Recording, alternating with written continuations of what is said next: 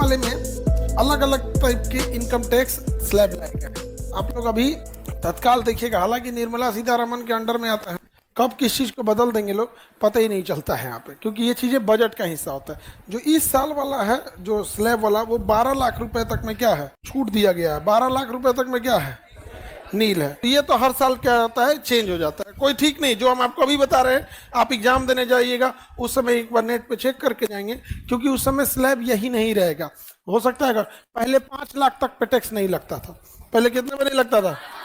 5 लाख से जैसे ऊपर जाएंगे तो आप पे लगता था 5%। कितना परसेंट? 10 लाख पार करते थे तो लगता था 10%।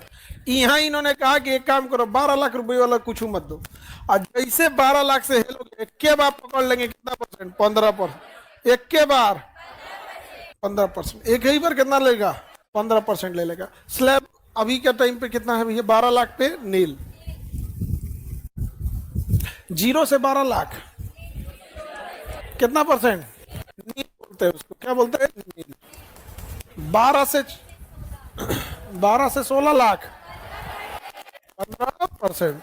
16 से 20 लाख के बीच, हाँ, 20 से 24 कितना परसेंट? 25।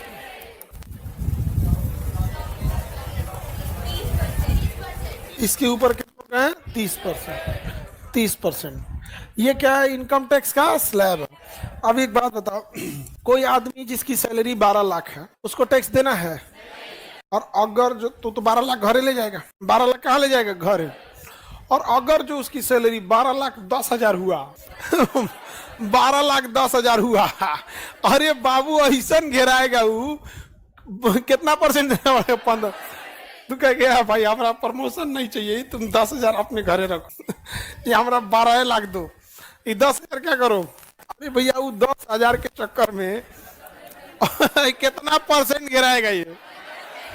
हाँ, अच्छा, ये 12 लाख 16 लाख ये सालाना है, मंथली नहीं है। इकोनॉमिक्स में किसी भी चीज की गणना सालाना होती है। अगर हम प्रति व्यक्ति आय करें, जीडीपी करें, कुछ भी करेंगे तो कैसा आएगा? सालाना आता है। अब इसमें एक जो चीज आप लोग समझिएगा, टोटल इनकम पर इनकम टैक्स नहीं लगेगा, बचाए कितना है इस पे लगेगा। समझ में आ गया कि नहीं आ गया? आप मान के चलिए आप 16 लाख कमाए, 16 लाख खर्चा कर दिए, तो आपको बचा कौन सी? 16 लाख कमाए, 16 लाख क्या कर दिए? खर्चा कर दिए। टैक्स लगेगा? नहीं लगेगा। लेकिन खर्चा ऐसा जगह किए जो बचल है, दिख रहा है, तब लगा देगा। पता चला 16 लाख का जमीन खरीद लिया, कहते खर्चा कहाँ है? खाली पैसा बदल गया है, ये खर्चा कहाँ हुआ है? जो नोट के रूप में था तो जमीन के रूप में हो गई। खर्चा कहाँ है? तो फिक्स एसेट है। क्या है? फिक्स एसेट है। नहीं समझे? कहेगा तू इकोनॉमिक्स ठीक नहीं पढ़ा था, फंस गया। क्या हो गया? फंस गया। ले लेगा। यहाँ पे 16 लाख कमाए, सोना खरीद लिए, कहेगा अरे भैया ये खर्चा कहाँ है? ये खर्चा क्या है? तो तुम्हारे लिए 16 लाख कमाए, गाड़ी खरीद लिए। नहीं देगा, उसको भी पार्ट बाई पार्ट देगा। क्या देगा? Part by part. उसको डिप्रिसिएशन बोलते हैं, वो आगे समझा देंगे आप। तो अच्छा एक बात बताइए, अगर 16 लाख कमा के हम खर्चा कर दिए तो हमसे टैक्स क्यों नहीं लेता है? उसका एक कारण है, वो ये दिखाना चाहता है कि टैक्स से बचना है तो खर्च भी कीजिए। जब हम खर्च करते हैं तो इनडायरेक्टली रोजगार दे देते हैं, लेकिन जमीन खरीद लेते हैं तो रोजगार कहाँ दिए? वो क्या कह रोजगार दिए? तुम तो जिसका जमीन बेचा रहा था उसको पैसा दे दिए, उसके हाथ से जमीन गया, तुम्हारे हाथ में आ गया। बिना मतलब जमीन का रेट बढ़ेगा, सब आदमी जमीन खरीदने लगेगा। बिना मतलब का ना रेट बढ़ रहा है, किसी को दिक्कत? जैसे आप गाड़ी कोई खरीदे 10 लाख का, कितने का खरीदे? तो 10 लाख का छूट मिलना चाहिए ना, वो 10 लाख पे छूट नहीं देगा। इसका ना कई पार्ट करेगा, करना कि हर साल कुछ कुछ इसका छूट ले लीजिएगा। जैसे एक बार में आप 10 लाख का गाड़ी खरीद लिए तो कहेगा कि एक बार में हम इसको नहीं देंगे, इसको हम 25% करके इसके आपको छूट देंगे। कितना परसेंट? 25 करके, यानी 4 साल में पूरा कटवाइएगा। क्योंकि गाड़ी जो होता है कुछ ही देर के लिए फिक्स होता है, एक समय के बाद गाड़ी भी बर्बाद हो जाता है, एज खत्म, उसका एक्सपायरी हो जाएगा, वो खत्म हो जाएगा। जमीन खरीदेंगे टैक्स में छूट देगा, सोना फ्लैट ये सब पे नहीं देगा। आप खर्चा कर दिए तो दे देगा, खर्चा कर दिए तो दे देगा। बच्चों को फीस एडमिशन करा दिया अमेरिका ले जाके, खर्चा हो गया भाई, हम क्या करें? कपड़ा लत्ता खरीद लिए, खर्चा हो गया। लेकिन अगर फिक्स चीज खरीदेंगे तो उसको कह देगा ना इस पे हमको क्या करिए? टैक्स चाहिए। सर 16 लाख कैसे खर्चा किए कि टैक्स नहीं लगेगा? अच्छा, ये कह रहा है कि कैसे 16 लाख में खर्चा करना है कि टैक्स नहीं लेना।